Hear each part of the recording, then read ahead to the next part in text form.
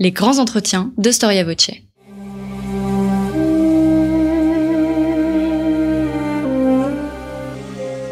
Une émission de la rédaction de Storia Voce.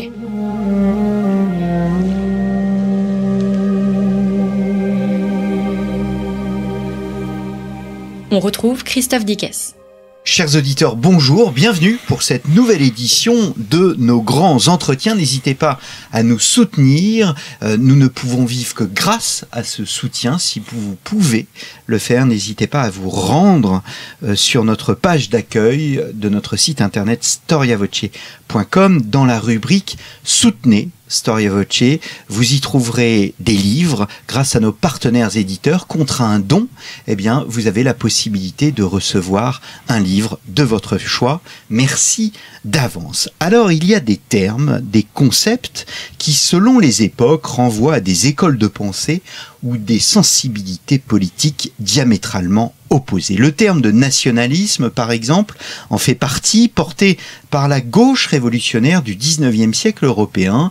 Il est aujourd'hui de l'autre côté de l'échiquier politique associé à l'extrême droite. L'assimilation est un autre exemple. Porté par le colonialisme et la Troisième République, il est lui aussi renvoyé à l'autre extrémité de ce même échiquier politique. Ainsi, nous aurions tort d'enfermer le terme d'assimilation à la fois dans une époque, mais aussi à une vision franco-française. Quelle est la réalité de cette assimilation dans l'histoire? C'est ce que je vous propose de voir avec Raphaël Dohan. Raphaël Dohan, bonjour. Bonjour Christophe Dickès.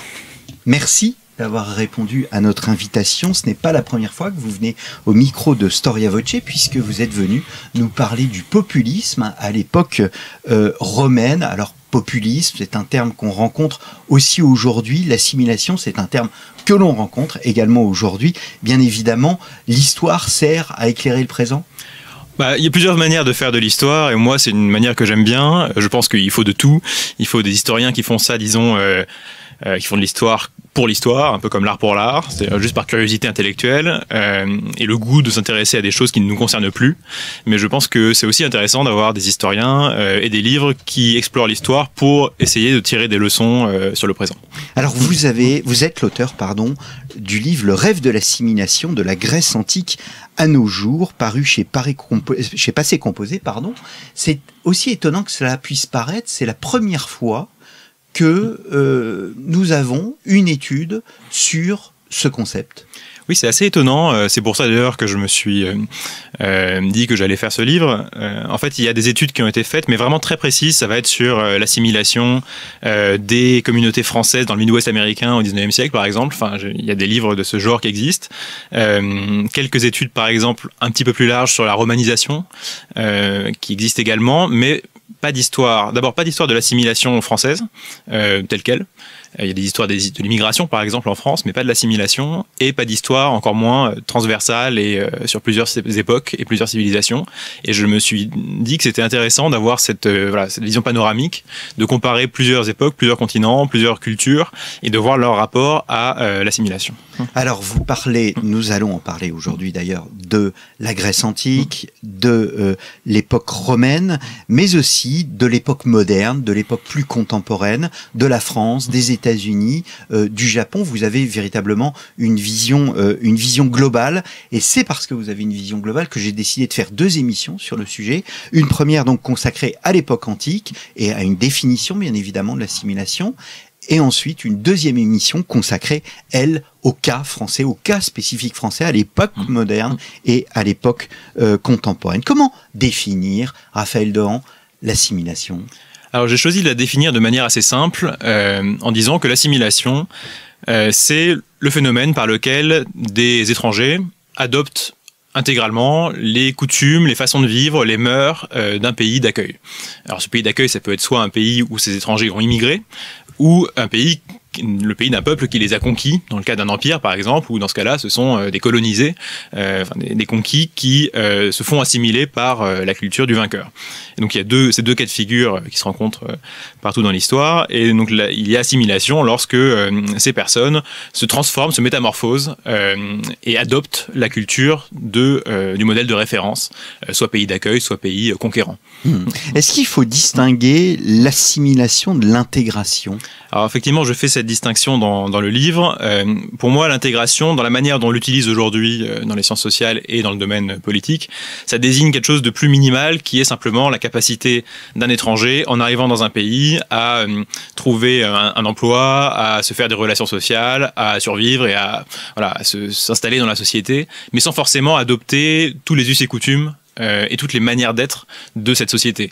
On peut être intégré dans la société américaine sans être vraiment américain, sans partager les codes de la société américaine, et ça ne veut pas dire qu'on est assimilé au sens propre. Et je distingue également les deux termes d'un troisième qui serait l'acculturation, où là j'entends plutôt un phénomène spontané, un peu superficiel, où deux cultures sont en contact et donc s'échangent des pratiques, des coutumes, sans qu'il y ait vraiment de volonté ni de l'une ni de l'autre d'absorber l'autre culture. Par exemple, aujourd'hui on parle de l'américanisation de la société française, mais les Américains ne cherchent pas à transformer les Français en Américains. On vit pas en Amérique, simplement voilà, on est influencé par Hollywood, par McDonald's, mais c'est assez superficiel et je pense qu'on peut appeler ça comme une sorte d'acculturation légère. Alors vous parlez d'une volonté, il faut qu'il y ait cette volonté de changer les mœurs. D'où doit venir cette volonté? Effectivement, je pense que c'est important de rappeler, comme vous le faites, qu'il y a une volonté. C'est-à-dire l'assimilation, c'est un phénomène politique. C'est assez rare que quelqu'un, spontanément, de son propre mouvement, se mette à vouloir à tout prix ressembler à quelqu'un d'autre. Il faut qu'on l'incite ou il faut qu'on le contraigne. Et donc pour ça, il faut que le pouvoir dominant cherche à assimiler. Et tout le monde, toutes les civilisations, tous les gouvernements ne veulent pas assimiler. Il y a des motifs qui poussent certaines civilisations à pratiquer l'assimilation et d'autres qui ne le font pas. Alors je pense que le premier motif, la première cause d'une volonté d'assimilation, c'est d'abord l'objectif, l'ambition d'harmonie culturelle ou d'homogénéité culturelle. C'est-à-dire que pour beaucoup de sociétés, elle pense qu'il est préférable que les citoyens, que les habitants d'une communauté ou d'un pays se ressemblent entre eux sur le plan culturel, dans la manière de vivre, que c'est plus simple à la fois de les faire vivre en paix entre eux et aussi de les gouverner. C'est ce que dit Machiavel dans Le Prince, où il conseille donc au prince à qui est dédié le livre de prioriser dans ses conquêtes les régions qui vivent selon des mœurs plus proches des siennes, parce que ainsi il sera plus facile de les maintenir sous sa domination. Et d'ailleurs il fait l'éloge du roi de France, dont d'après Machiavel, les différents peuples, même s'ils ont quelques différences régionales, partagent tout de même un fond culturel commun. Les Bourguignons, les Auvergnats. Voilà, exactement. Alors qu'on a l'impression aujourd'hui que c'était une France très diverse, très hétérogène. En fait, du point de vue de Machiavel, donc d'un Italien de la même époque, ça paraissait plutôt homogène, en tout cas suffisamment homogène pour que ce soit un bénéfice politique. Et donc l'assimilation, quand un empire conquiert un nouveau territoire ou quand il accueille une population étrangère sur son sol, voilà, une société peut avoir l'envie, sentir le besoin de favoriser l'harmonie culturelle, l'homogénéisation de la société, simplement parce que c'est un facteur de paix sociale et de facilité à gouverner. Ça, c'est la base, disons. C'est le motif le plus simple et le plus basique, en fait, pour lequel on peut vouloir assimiler. Un deuxième motif, plus idéaliste, disons, c'est l'ambition de civilisation, enfin de civiliser des étrangers. Alors ça, on le voit, voilà, l'exemple typique, c'est effectivement la France de la Troisième République, où on a une république qui est fière de ses idéaux issus de la Révolution française, qui est universaliste, qui est humaniste, et qui cherche à apporter ces idéaux, cette culture française, à des étrangers, donc en l'occurrence dans l'empire colonial français. Et l'assimilation dans ce cas-là, c'est-à-dire le fait de rendre les populations conquises plus françaises, c'est une manière de les élever, selon eux, à un idéal supérieur de civilisation. C'est typiquement le discours de Jules Ferry, assez connu sur la colonisation, avec ce devoir de civilisation. Voilà, l'assimilation peut aussi pas seulement se réduire à une ambition d'homogénéité culturelle, mais aussi être appuyé sur un sentiment de supériorité civilisationnelle qu'il faut répandre de manière presque généreuse du point de vue des assimilateurs pour répandre cette modernité aussi à travers le monde. Mais alors il y a une idée de contrainte, l'État contraint. Alors il y a deux options, et deux outils, et les deux vont ensemble. C'est soit la contrainte, soit l'incitation. Ouais. C'est la carotte et le bâton. Ouais, ouais. Et effectivement, on voit des sociétés qui reposent plutôt sur l'incitation, d'autres plutôt sur la contrainte. Je pense que pour que l'assimilation soit efficace, et dans les exemples historiques qu'on va voir ensuite, c'est assez rare qu'il n'y ait pas au moins un élément d'incitation. C'est la contrainte. Je pense que la contrainte est efficace. Elle a eu des effets, mais elle ne peut pas réussir si jamais il n'y a pas un certain élément de séduction dans la culture d'accueil. Voilà, on peut pas forcer une population à s'assimiler si jamais il n'y a pas quelque chose quand même dans la culture de référence qui les attire et qui les séduit pour les pousser à adopter ces comportements.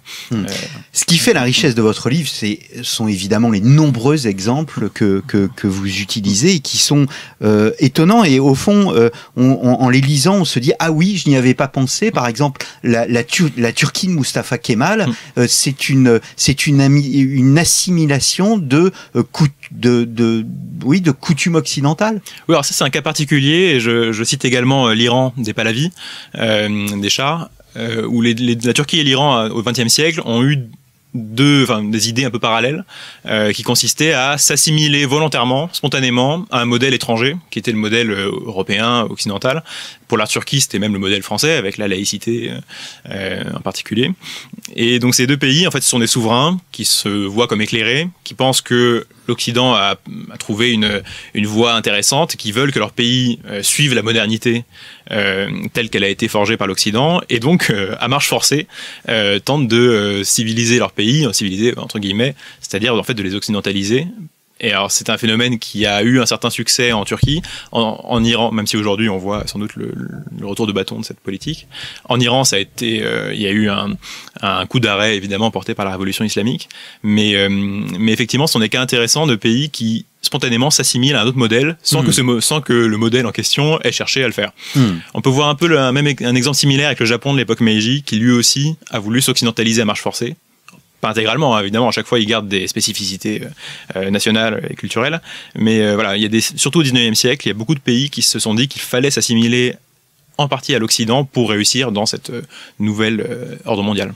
Alors vous partez des origines de la Grèce antique jusqu'à nos jours. Est-ce qu'il n'y a pas un risque d'anachronisme, comme par exemple le terme de tolérance qui pour les sociétés antiques, l'époque par exemple des guerres de religion ou encore l'époque contemporaine n'a absolument pas le même sens. Est-ce qu'il n'en est pas de même du terme d'assimilation ? C'est toujours le risque quand on fait ce genre de parallèle.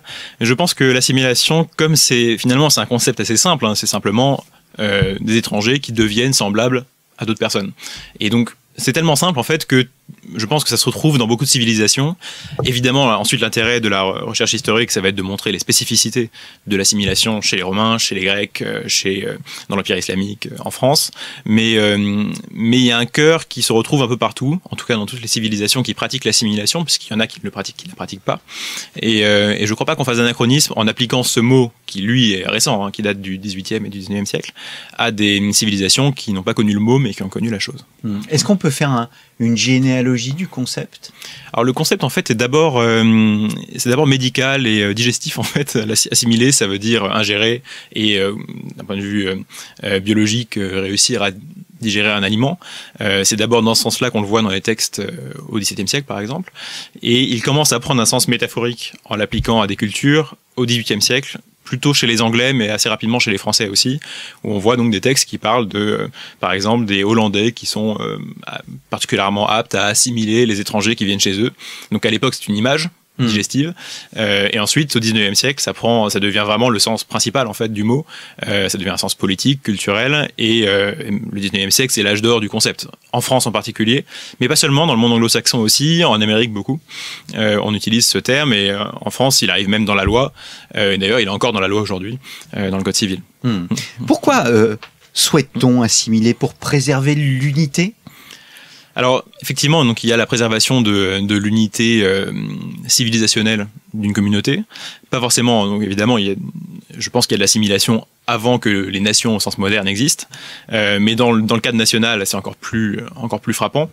On peut aussi vouloir assimiler parce qu'on pense qu'il y a un risque, enfin disons l'envers de la même pièce, mais qu'il y a un risque de séparatisme, comme on dit aujourd'hui, c'est-à-dire qu'une partie de la population pourrait se séparer de la culture majoritaire et que ça poserait un problème pour l'unité du pays. On voit ça déjà d'ailleurs dans les années 20. Hein. On a déjà le même genre de discours politique que ce qu'on voit aujourd'hui avec la loi sur le séparatisme. Et donc, comme je disais, on peut vouloir assimiler parce qu'on pense que c'est un devoir, une sorte d'obligation morale, parce qu'on ne peut pas laisser certaines populations sans avoir accès au trésor, entre guillemets, de la civilisation telle qu'on la conçoit. Le terme opposé à assimilation serait multiculturalisme? Alors on pourrait dire ça effectivement. Alors de la même manière, multiculturalisme c'est un terme très récent, même s'il a eu des ancêtres. Les Américains parlaient un penseur américain notamment qui s'appelle Horace Kallen parlait de pluralisme culturel au début du XXe siècle. Mais effectivement, d'un point de vue historique, il y a des sociétés qui n'ont pas cherché du tout à assimiler, alors même qu'elles étaient en présence de plusieurs peuples, de plusieurs cultures différentes, qui devaient vivre ensemble. N'est-ce pas un peu le cas des États-Unis d'Amérique? Alors les Américains, je trouve que c'est un cas assez intéressant. On les associe aujourd'hui au multiculturalisme, et clairement, c'est plutôt leur politique actuelle, mais historiquement, ils ont été en fait assez assimilateurs. Alors ils l'ont été de manière partielle, c'est-à-dire qu'ils ont toujours eu de très importantes minorités qui ont été exclues de leur assimilation, notamment évidemment les Noirs et les Amérindiens, mais ils ont été très assimilateurs avec les immigrés européens qui venaient chez eux. Alors au début, il y a eu une phase, disons, de melting pot où ils ont dû, au XVIIIe siècle, où ils ont dû se forger une culture à eux, une sorte de mélange syncrétique des cultures des différents pays européens qui composaient leur population. Et ensuite, très vite, en fait, cette culture majoritairement anglo-saxonne s'est solidifiée. Et ensuite, on a demandé à tous les nouveaux immigrés, qu'ils soient italiens, français, anglais, allemands, de se conformer à cette culture qui a été fixée en fait très vite, à ce modèle anglo-saxon qui a été fixé très vite au début des États-Unis. Et donc, ils ont été assimilateurs en fait. Il y a eu un mouvement dans les années, au début du XXe siècle, et notamment pendant la Première Guerre mondiale, qui s'appelait l'américanisation.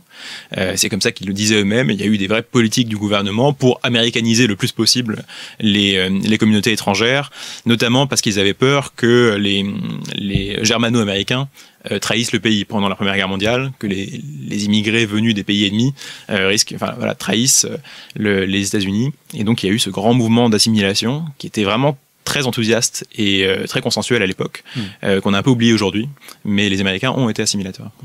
Alors nous allons un peu anticiper ce qu'on va dire sur la Grèce et ces fameuses cités qui étaient plutôt dans la voie de l'exclusion et non pas de l'assimilation. Est-ce que l'assimilation doit être opposée au nationalisme? On pourrait même aller plus loin, et ça c'est une des grandes découvertes de votre livre, c'est que l'assimilation serait incompatible avec le racisme? Oui, ça c'est vraiment quelque chose qui me paraît très clair quand on voit toutes ces civilisations qui ont pratiqué l'assimilation et celles qui ne l'ont pas pratiquée. Un élément très clair, c'est que il est impossible de réussir et même d'envisager en fait une assimilation pour une société raciste ou qui croit qu'il y a une différence entre des groupes ethniques, entre des races ou entre des origines différentes. Pour assimiler, vous devez croire que l'étranger que vous souhaitez assimiler, au fond, il partage la même nature humaine que vous, et que s'il est différent pour l'instant, c'est juste qu'il y a une culture superficielle qui est différente, mais que cette culture, elle peut être métamorphosée, elle peut être changée, et qu'elle peut ressembler finalement à la vôtre. Alors que si vous croyez qu'il y a des races différentes au sein de l'humanité, que les races sont hiérarchisées, comme c'était le cas pour certains penseurs racistes du 19e siècle, vous ne pouvez pas imaginer ça, et même vous pensez que c'est une hérésie que de chercher à convertir à votre culture quelqu'un qui n'est pas de la même race que vous, parce que tout simplement, il ne pourra pas se transformer, il ne pourra pas s'arracher à sa race. Donc ça, clairement, les penseurs racistes du 19e siècle sont opposés à l'assimilation. Ils trouvaient que c'était à la fois contre-productif, inutile et néfaste. D'ailleurs, c'était en général une raison pour laquelle ils s'opposaient aussi au colonialisme. Ils ne voyaient pas ce que la France avait à faire, à aller en Afrique ou en Asie pour essayer de faire des Français, de gens qui, pour eux, étaient forcément extérieur à la race blanche et devait le rester. Mais on retrouve aussi cet argument, alors chez des gens qui ne sont pas vraiment racistes parce qu'ils ne croient pas à la supériorité d'une race blanche, mais qui sont racialistes parce qu'ils pensent quand même qu'il y a des races. Et je parlais tout à l'heure de cet Américain Horace Kallen, qui lui est un défenseur du pluralisme culturel, une sorte d'ancêtre du multiculturalisme, et qui lui dit on ne peut pas imposer aux immigrés de changer leur culture, d'adopter la culture anglo-saxonne, parce que un juif sera toujours un juif, un irlandais sera toujours un irlandais, un espagnol toujours un espagnol, c'est ce qu'il écrit, et donc il faut laisser chacun vivre en paix selon sa culture, dans le respect de ses origines. Ça ne veut pas dire donc qu'il les méprise, mais simplement il pense qu'il est impossible de transformer quelqu'un et de l'arracher à ses origines. Si ce n'est pas une exclusion, l'assimilation, est-ce que vous en faites un universalisme. Et oui, je trouve même que l'assimilation, en fait, c'est l'universalisme le plus concret qui ait existé. Parce qu'on a des universalismes qui se traduisent par des grands idéaux ou des grandes visions, par exemple de citoyens du monde ou de gouvernement mondial, par exemple. Enfin, ce serait une sorte d'apogée d'un universalisme réalisé, sauf que ça ne se produit pas, évidemment. Et donc, l'assimilation qui consiste à reconnaître que autrui finalement partage la même nature humaine et peut se métamorphoser pour devenir comme vous, c'est une forme d'universalisme vraiment concrète qui s'est réalisée pour le coup et qui a eu des effets pratiques. Et donc je dis dans le livre que c'est effectivement peut-être un des universalismes les plus empiriques ou les plus réalistes qui ait été. Vous montrez bien aussi dans votre livre qu'entre l'assimilation et le pluriculturalisme, tel que vous le définissiez pour les États-Unis tout à l'heure, dans les deux cas, il peut y avoir une contrainte. Oui, absolument. En fait, on a tendance à penser que le multiculturalisme n'est pas contraignant. Voilà, que c'est un laisser-faire. Oui. Finalement, voilà, les gens viennent sur le territoire, on les laisse vivre. Mais en fait, il y a une partie de vrai, mais dire les choses comme ça cache le fait que, en fait, on fait toujours des choix. C'est le gouvernement et une société est forcé de faire des choix. C'est-à-dire, par exemple, est-ce qu'on va enseigner à l'école la langue, tout le monde va suivre les cours dans la langue du pays d'accueil, ou est-ce qu'on peut faire des cours dans la langue des pays d'origine des immigrés? Et ça, en fait, il n'y a pas de laisser-faire, là, il faut choisir. C'est soit il y a des cours en espagnol, par exemple, aux États-Unis, soit les cours sont en anglais. Et donc, le choix que fait la société, que fait le gouvernement, va les orienter du côté du multiculturalisme ou du côté de l'assimilation. C'était un débat qu'on a eu aussi en Algérie, sous l'Empire français, où la République a beaucoup hésité, d'ailleurs, sur la question de savoir s'il fallait faire des cours en arabe ou pas, ou en français, pour les écoles primaires en Algérie. C'est un débat qu'on a d'ailleurs encore aujourd'hui avec les langues et cultures d'origine. Et c'est vraiment un choix de société. Et on peut pas dire que le multiculturalisme soit simplement laisser faire, puisque justement il y a ce choix à faire. Alors, venons-en à la Grèce et à l'époque romaine. D'abord la Grèce, bien évidemment. Quel est le rapport des Grecs avec l'assimilation ? Alors les Grecs, spontanément, sont pas un peuple de grands assimilateurs, surtout à l'origine, puisque les Grecs sont quand même marqués d'abord par une forme de xénophobie. En tout cas, les cités grecques, chacune des cités grecques est en général plutôt fermée à l'étranger. Alors il y a différents degrés de fermeture, les Spartiates étant sans doute la société la plus fermée qu'on connaisse en Grèce, puisqu'ils pratiquent régulièrement des expulsions généralisée des étrangers qui séjournent à Sparte, y compris d'ailleurs les touristes et les voyageurs de passage, parce que les Spartiates comme c'est une société très petite en fait, à l'époque d'Aristote, les citoyens spartiates comptent seulement 1000 personnes. Donc c'est une société tellement petite qu'elle a peur pour sa propre survie, et elle a peur que des modèles étrangers viennent corrompre les lois de Lycurgue et le mode de vie spartiate. Donc les Spartiates sont refermés sur eux-mêmes, et évidemment n'envisagent pas une seconde que quelqu'un puisse devenir spartiate en venant chez eux et en adoptant leur mode de vie. Les Athéniens sont un petit peu plus ouverts que les Spartiates, mais en fait pas énormément plus. Eux, ils acceptent que des immigrés viennent s'installer dans la ville, donc on peut très bien avoir des étrangers qui vivent à côté des Athéniens, mais surtout à partir de lois passées sous Périclès, il est extrêmement difficile d'accéder pour un étranger à la citoyenneté athénienne, qui est réservée aux enfants de pères et de mères athéniens. Et donc, en fait, la communauté des citoyens athéniens est fermée. Ils ont en plus des modes de vie séparés, puisque les gymnases, les théâtres, etc. sont refermés sur la communauté des citoyens athéniens. Donc c'est une société qui, hormis quelques exceptions, parfois on fait un honneur particulier à un étranger méritant pour le faire entrer dans la communauté civique, mais c'est des sociétés qui, sans doute parce que justement elles sont plutôt petites, et ensuite elles sont en rivalité perpétuelle les unes avec les autres, ce qui fait qu'elles ont une sorte de syndrome obsidional qui fait qu'elles ont toujours peur pour leur propre communauté et leur propre identité. Ce sont des sociétés qui sont assez peu favorables à l'idée de faire venir quelqu'un et de lui transmettre sa culture en l'accueillant comme un semblable. Alors je vais être à dessein provocateur, il y a un terme dans la Grèce antique pour dire faire maison commune, c'est le synocisme, qui serait, est-ce que ce serait un peu l'équivalent de notre vivre ensemble ? Alors effectivement, je dis que c'est un peu la seule forme ancienne d'assimilation chez les Grecs, ce serait les synécismes, quand les différents villages se réunissent pour former une cité. Donc à Athènes, il y avait plusieurs populations qui vivaient séparées et qui se sont regroupées, qui ont décidé de former une communauté civique ensemble. Mais bon, c'est une forme d'assimilation, mais c'est quand même à très petite échelle, puisque ce sont des villages voisins qui se regroupent pour former une identité commune. Donc c'est pas non plus une grande ouverture sur le monde. Ce sont des gens qui vivaient à quelques kilomètres les uns des autres. Donc on peut pas dire, c'est une forme très minime d'assimilation, mais voilà, la civilisation grecque n'est pas à l'origine vraiment tournée vers cette idée-là. Alors c'est un incroyable paradoxe parce que si la culture hellénique était exclusive et peu ouverte, eh bien l'hellénisme au fond s'impose à tout le bassin méditerranéen. Oui, parce qu'en fait, les cités grecques étaient plutôt fermées sur elles-mêmes, mais en soi, la civilisation, la culture grecque elle-même, elle n'était pas fondée sur des conceptions raciales justement ou ethniques, puisque ça déjà Hérodote le reconnaissait. Ce qui fait la culture grecque, c'est d'abord la langue. C'est la langue grecque, et donc on est grec lorsqu'on parle grec, et par définition, enfin par conséquent, quelqu'un qui apprend à parler grec pourrait devenir grec en théorie. Alors c'est resté plutôt une théorie pendant des siècles jusqu'au IVe siècle avant Jésus-Christ, où là on commence à voir plusieurs personnalités qui envisagent quand même une extension et une possibilité d'universalisation de la culture grecque. C'est là où c'est à ce moment qu'apparaît le panhellénisme. Voilà, en fait c'est notamment le plus grand penseur du panhellénisme, c'est Isocrate. Voilà, c'est un orateur athénien du IVe siècle avant Jésus-Christ qui a cette idée, qui est un peu, qui est en avance sur son temps à l'époque, qui envisage que les Grecs pourraient s'unir pour former une civilisation commune avec des entités politiques communes, ce qui était donc pas le cas du tout jusqu'ici. Et il envisage d'ailleurs que pour s'unir, il faudrait s'opposer à un ennemi commun qui serait le Perse, le barbare. Et en fait, il préfigure ce que Alexandre le Grand réalise quelques décennies plus tard, et c'est-à-dire réussir à la fois à unifier le monde grec, à l'opposer au monde barbare, au monde de l'empire achéménide. Sauf qu'Alexandre va encore plus loin qu'Isocrate, puisque lui, il va essayer ensuite de forger un empire qui inclura les Perses dans cette civilisation nouvelle. Donc il y a un génie d'Alexandre, c'est là son génie. Je pense qu'Alexandre avait effectivement des intuitions géniales. Alors évidemment, comme il est mort très jeune, on ne peut pas savoir ce qu'aurait donné la suite de son règne, s'il avait pu mener à bien tous ses projets, s'il avait pu mener jusqu'au bout ses intuitions. Mais on voit déjà dans les quelques réalisations qu'il a commencé à faire au cours de son court règne, on voit un peu, on discerne vers quoi il voulait aller.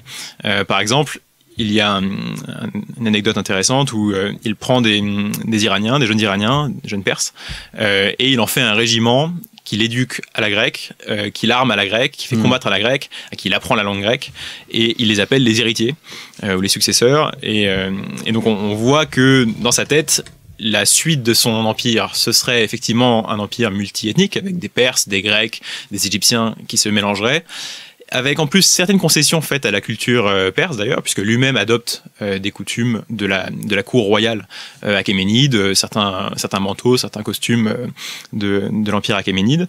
Mais dans cette civilisation nouvelle, on voit quand même que la dominante, c'est la culture hellénique, c'est la culture grecque, justement par ce genre d'anecdotes.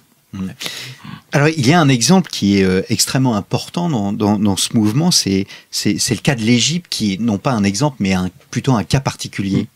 Oui, alors pour l'Égypte, c'était assez compliqué pour les Grecs, puisque depuis plusieurs siècles avant Alexandre, les Grecs voyaient les Égyptiens comme l'opposé absolu de leur culture. Pas de manière d'ailleurs vraiment polémique, enfin c'était pas des ennemis comme les Perses par exemple. Il y a eu une rivalité avec les Perses pendant les guerres médiques. Les Égyptiens pas vraiment, c'était pas belliqueux, mais Hérodote fait remarquer que tout ce que font les Égyptiens, c'est le contraire des Grecs. Quand ils sacrifient, c'est de manière inverse aux Grecs. C'est presque comme s'il vous disait que eux ils traversent au rouge et ils s'arrêtent au vert. Enfin, c'est à peu près ça. Il prend des exemples très concrets et très précis. Il en fait toute une liste de toutes les manières de vivre, tous les gestes que pratiquent les Égyptiens et qui sont à l'opposé de ce que font les Grecs. Donc a priori, quand après la conquête d'Alexandre, ce sont des Macédoniens qui se retrouvent à la tête de l'Égypte, c'est assez compliqué de transformer les Égyptiens en Grecs, puisque justement on part de très loin. Alors de fait, on ne peut pas dire qu'il y a eu une assimilation complète des Égyptiens aux Grecs ou à la culture grecque, puisque quand les Romains arrivent, il y a encore clairement des Égyptiens la majorité des Égyptiens vit encore à l'égyptienne selon les traditions millénaires du pays égyptien. Mais on voit quand même d'abord des tentatives du pouvoir grec pour commencer à influer sur la culture égyptienne, et aussi même de vraies réussites individuelles. On voit des individus qui s'hellénisent, qui se métamorphosent en grec. On le voit un peu dans les papyrus, puisque l'Égypte, heureusement, est un pays où on a conservé pas mal de sources de gens du quotidien, en fait, et pas seulement des rois et des reines. Et donc, on observe quand même un certain phénomène d'hellénisation de l'Égypte, avec plusieurs techniques utilisées par les Grecs. Une technique intéressante, par exemple, c'est leur politique de mariage, enfin d'autorisation des mariages mixtes, puisque les Grecs sont peu nombreux en Égypte. Et donc le pouvoir des Ptolémées choisit de différencier la politique matrimoniale selon entre les villes et les campagnes. D'après les sources qu'on a, il était par exemple interdit de se marier dans les villes pour les Grecs avec des Égyptiens, parce que là dans les villes il faut préserver la culture grecque, parce que c'est là les centres de l'hellénisation, et donc le pouvoir lagide des Ptolémées cherche plutôt à favoriser les familles grecques. En revanche, dans les campagnes, comme là il y a moins de Grecs qui sont installés, on les autorise à épouser des Égyptiennes, parce qu'on se dit comme ça au moins ça fera une sorte de pont pour permettre aux Égyptiens de connaître un petit peu la culture grecque. Donc c'est assez intéressant de voir cette politique matrimoniale qui est un des outils utilisés par le pouvoir hellénique pour essayer de transformer un peu l'Égypte. Alors quel bilan faire de l'assimilation et de l'hellénisme ? Alors, c'est un bilan, ça dépend vraiment des régions et des peuples. Il y a des peuples qui ont été très facilement hellénisés sous les successeurs d'Alexandre. On pense aux Phéniciens, par exemple, qui peut-être par une plus grande proximité aussi avec la culture grecque à l'origine et plus de contacts anciens avec la culture grecque, se sont très rapidement hellénisés. Un bon signe de succès de l'hellénisation, c'est quand vous êtes admis au concours sportif, à Olympie, mais aussi dans les autres, parce que ce sont des concours qui sont très anciens chez les Grecs et qui surtout vraiment sont le symbole de l'hellénisme. Quand vous participez aux Jeux Olympiques, c'est vraiment que vous êtes reconnu comme un Grec par les Grecs. Et donc quand on voit des Phéniciens qui participent à ces Jeux, ça veut dire qu'il y a une vraie réussite. En revanche, donc, comme je disais, en Égypte, il y a encore une large partie du pays évidemment qui reste totalement égyptienne. Donc ça dépend beaucoup à la fois des peuples et des régions. Alors passons au monde romain. Il existe une exception romaine, une force de l'assimilation romaine. Alors là, c'est un peu le contraire de la civilisation grecque, puisque les Romains, eux, partent dès l'origine avec une conception de l'étranger et de leur société beaucoup plus universaliste et donc beaucoup plus propice à l'assimilation. Puisque dans les légendes sur l'origine de Rome, Romulus fonde la ville à partir d'un assemblage de brigands, de populations diverses, plutôt bigarrées. Il y a vraiment l'idée dès le départ que Rome est une communauté politique qui n'a pas une origine ethnique commune. Et donc, dès l'origine, n'importe qui finalement, quel que soit son lieu de naissance, peut devenir romain. Les Étrusques, les Latins, les différentes sociétés italiennes finissent par être considérées comme romaines et à s'assimiler à la romanité. Et ensuite, avec l'extension de l'Empire, les Gaulois, les Celtes, et de plus en plus de populations qui finissent par rejoindre aussi la romanité, sans que les Romains aient l'air du tout de considérer que ça pose un problème pour leur identité culturelle. On a quelques grincheux comme Juvénal qui se plaignent qu'il y a un peu trop d'étrangers à Rome, mais ça c'est pas vraiment le même problème en fait. À Rome, c'est plutôt qu'ils voient les marchands étrangers ou les courtisanes étrangères et ça le dérange parce que c'est une sorte de réactionnaire un peu grincheux. Mais par exemple, quand on a un empereur qui vient d'Espagne, une famille espagnole, ou plus tard qui vient de Syrie, personne ne fait même la remarque. Ne fait de remarques sur le fait qu'il ne vient pas d'Italie ou de Rome. Donc pour les Romains, c'est très spontané finalement ce rapport à l'assimilation. C'est la citoyenneté au fond qui est parce qu'il y a les coutumes, il y a les mœurs, il y a la façon dont on s'habille, il y a aussi le droit. Oui, alors le droit évidemment joue un assez grand rôle puisque les Romains sont un peuple très juridique, très procédurier, et le droit, en particulier le droit romain, avec la notion qu'ils ont inventée de personne, c'est-à-dire de masque juridique, incite à concevoir l'individu comme recouvert d'une abstraction. Vous êtes citoyen romain, c'est pas directement lié et issu de votre personne physique, c'est d'abord un attribut juridique abstrait qu'on vous a donné, et donc si quelqu'un vient de l'étranger, n'a pas la même couleur de peau, ne vous ressemble pas, c'est pas forcément grave, vous pouvez quand même lui accoler le statut juridique de citoyen romain, c'est abstrait, mais on considère que c'est ça qui est important. C'est d'abord la citoyenneté, c'est d'abord votre rôle juridique dans la société, votre statut, et pas du tout en fait vos origines, ni votre ethnie, ni quoi que ce soit d'autre. Donc ça aide évidemment à l'assimilation, parce qu'ils ont une capacité d'abstraction par rapport aux individus plus grande sans doute que n'étaient les Grecs peut-être. Alors je voudrais m'arrêter sur l'historiographie, parce que vous évoquiez tout à l'heure la romanisation. Or, cette idée de romanisation a été battue en brèche par une partie des écoles historiques. Oui, ça a été. Alors, la romanisation, c'est un concept historiographique qui était très à la mode au XIXe siècle. Et pour cause, puisque c'était l'époque justement des empires coloniaux occidentaux. Et donc, on a des historiens qui, à cette époque, reconnaissaient finalement les empires coloniaux modernes dans l'Empire romain et particulièrement chez les Français, comme justement on voulait assimiler dans l'Empire français, on voyait dans la romanisation une sorte de préfiguration de ce phénomène. Ensuite, au même moment que la décolonisation, en fait, on voit que l'historiographie a changé, est revenue sur ce concept, a essayé de le déconstruire, de montrer qu'en fait la romanisation n'était pas un phénomène ni uniforme, ni vraiment volontariste, ni systématique. On s'est intéressé aussi beaucoup plus aux spécificités locales, aux réactions, aux résistances à ce processus de romanisation, et certains ont trouvé que le concept lui-même était idiot et n'avait pas de sens, notamment parce que les Romains ne l'utilisaient pas. Enfin, il n'y a pas de mot latin qui correspond au mot romanisation. Ça a été inventé à l'époque moderne. Donc il y a eu ce débat-là. C'est revenu un petit peu plus à la mode récemment, et moi je trouve que c'est quand même un concept qui reste pertinent, tout simplement parce qu'il y a eu un phénomène où effectivement quand même le monde occidental, en tout cas pour la partie Empire romain d'Occident, s'est vraiment transformé de sorte à ce que la culture latine, la culture romaine s'est répandue partout et qu'on en a encore les héritiers. En fait, il y a une telle évidence dans ce phénomène que je pense qu'on peut maintenant, en faisant la part des choses, réhabiliter quand même le concept de romanisation. Et un point qui me paraît intéressant, c'est que même si il faut reconnaître qu'il n'y a pas eu de volonté systématique de la part des empereurs romains, par exemple, de romaniser tous les étrangers, toutes les provinces qu'ils avaient conquises, contrairement pour le coup aux empires coloniaux modernes.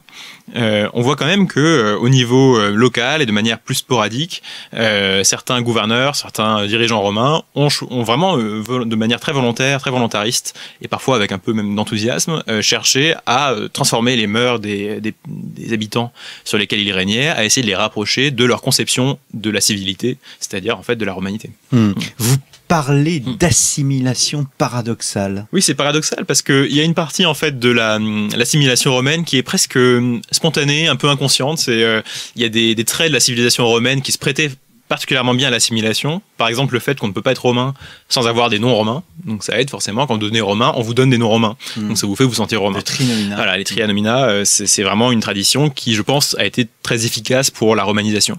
Et en même temps, c'est paradoxal parce que on n'a pas un décret ou une loi d'un empereur, une sorte d'édit Caracalla qui aurait dit un jour tout le monde va devenir romain et je vais forcer tout le monde à devenir romain.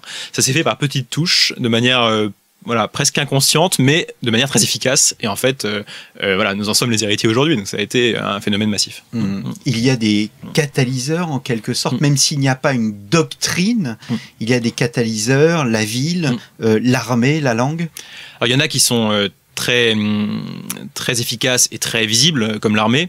L'armée, c'est une sorte de machine à faire des Romains, puisque vous pouvez, quand vous êtes étranger, rejoindre l'armée romaine. Dans ce cas-là, on vous classe plutôt dans les auxiliaires, et vous combattez à côté des légionnaires, qui eux sont les citoyens romains. Et au bout d'une vingtaine d'années de service, on vous accorde de droit à la citoyenneté romaine. Et pendant tout ce temps-là, vous avez suivi les ordres en latin, vous avez vécu avec des Romains, vous vous êtes romanisé, vous avez été transporté d'un bout à l'autre de l'Empire. Et donc, en sortant de cette machine à essorer, vous êtes entièrement romain. En tout cas, vous avez tous les codes pour vous intégrer, pour rentrer dans la société romaine. Donc ça, l'armée est un outil effectivement très efficace de romanisation. Les autres sont, vous avez cité donc la ville par exemple. Je pense que l'urbanisme a joué un grand rôle aussi dans la romanisation. D'abord parce que justement c'est un facteur d'homogénéité. C'est-à-dire que partout dans l'Empire, vous allez avoir des villes qui sont construites de la même manière. Vous pouvez vous orienter tout de suite, même si vous ne connaissez pas la ville, vous savez qu'il y aura le forum à gauche, vous aurez le Decumanus, telle et telle avenue, vous aurez des thermes, vous aurez les temples romains. Bref, vous avez un paysage et des infrastructures qui vous permettent de vivre à la romaine, et même quand vous n'êtes pas romain, qui vous forcent à vivre à la romaine. C'est-à-dire quand auparavant vous étiez dans des villes plus petites ou dans des villages ou à la campagne, et que là, à cause de la domination romaine, vous vous retrouvez à vivre en ville, dans une cité romaine, et que vous avez des thermes, vous finissez par les utiliser. Et quand vous allez aux thermes, 2 fois par jour, vous êtes un romain, en fait. Il y a des résistances à la romanisation. On pense notamment, pour avoir travaillé personnellement sur le christianisme primitif, mais aussi le monde juif du 1er siècle, c'est un bon exemple. Alors, il y a plusieurs, évidemment, foyers de résistance à la romanisation, qui sont parfois des résistances peut-être plus politiques que culturelles. Alors, pour les juifs et les chrétiens, il y a une dimension bien sûr religieuse et culturelle, mais c'est assez intéressant de voir que pour d'autres cas de résistance, par exemple chez les Germains ou même les Gaulois, vous avez des résistances qui en fait ne sont pas vraiment une opposition à la civilisation romaine, et notamment parce qu'elles viennent de chefs qui en général sont totalement romanisés eux-mêmes d'un point de vue culturel. Je pense à Arminius par exemple, qui est donc ce Germain qui a écrasé les armées romaines lors de la bataille de Teutobourg sous Auguste, et qui en fait était un assimilé, puisqu'il avait été récupéré comme otage tout petit par les Romains, il avait été élevé à la romaine, à l'école romaine, à Rome, et ensuite a été renvoyé par les Romains, qui d'ailleurs, enfin, le fait qu'il ait été renvoyé combattre son propre peuple, les Germains, montre que les Romains avaient une confiance totale dans l'assimilation de cet individu. En fait, il se trouve que politiquement, il avait gardé... Alors ça, on ne sait pas forcément pourquoi, on ne connaît pas suffisamment sa psyché pour savoir ce qui l'a poussé à se révolter contre Rome, mais il y a quelque chose qui avait dû rater dans cette assimilation d'un point de vue politique, mais par ailleurs, il avait tous les codes de la civilisation romaine. Est-ce qu'on peut parler d'une déromanisation à la fin de l'Empire romain? Alors, je ne tiens pas à revenir sur les causes de la chute de l'Empire romain. Il y a 2 ou 3 émissions que vous pouvez écouter si vous le souhaitez, chers auditeurs. Mais est-ce qu'il existe une déromanisation? Est-ce que à un moment le processus se grippe tout simplement? Alors, on a l'impression effectivement que l'assimilation romaine, la romanisation, commence à moins bien fonctionner à partir de la fin du IIIe siècle et dans les siècles suivants de l'Empire. Un symptôme assez clair de ce phénomène, c'est que on voit apparaître des généraux romains ou des gouverneurs romains qui sont romains et qui ont des noms germains, comme Stylicon. C'est quelque chose qu'on n'aurait pas vu dans les siècles précédents. Clairement, sous le Haut-Empire, on n'aurait pas vu un général romain, quelle que soit son origine, avoir un autre nom qu'un nom purement latin avec les tria nomina, etc. Et donc on voit apparaître ce genre de phénomène qui montre que quelque chose dans la machine d'affaires des Romains s'est effectivement brisé, que c'est moins efficace qu'auparavant. C'est difficile d'isoler des causes à ce phénomène-là. Il y a sans doute une part de nombre, hein, c'est-à-dire qu'il y a, à la fin de l'Empire, les empereurs considèrent en général que faire installer des populations, des peuples barbares dans les provinces de l'Empire, ça a un intérêt économique, militaire, etc. Ces peuples-là finissent par vivre entre eux à l'intérieur des frontières de l'Empire, mais sans forcément se mêler à la population romaine. Donc il y a peut-être un phénomène démographique qui aboutit à ce ralentissement, à cet échec de la romanisation. Et un autre phénomène, il est plutôt intellectuel, c'est que plusieurs intellectuels romains, et notamment des chrétiens, commençaient à considérer que les Romains étaient trop décadents, que la civilisation romaine avait en fait échoué ou était devenue mauvaise, et que les Germains en particulier pouvaient finalement régénérer les valeurs morales de cette civilisation, et que donc il fallait pas leur imposer la romanité, puisque la romanité était jugée comme étant perverse, et au contraire valoriser une sorte de mythe du bon sauvage chez les Germains, dont on dénote déjà des premières occurrences chez certains Romains. Eh bien, merci beaucoup, Raphaël Dohan, d'être venu à notre micro. Merci pour votre invitation. Le rêve de l'assimilation de la Grèce antique à nos jours, un livre paru chez Passé Composé. Nous nous retrouverons la semaine prochaine pour une deuxième partie, peut-être un peu plus courte, consacrée uniquement à la France. Merci beaucoup, chers auditeurs, pour votre fidélité, et je vous donne donc rendez-vous la semaine prochaine.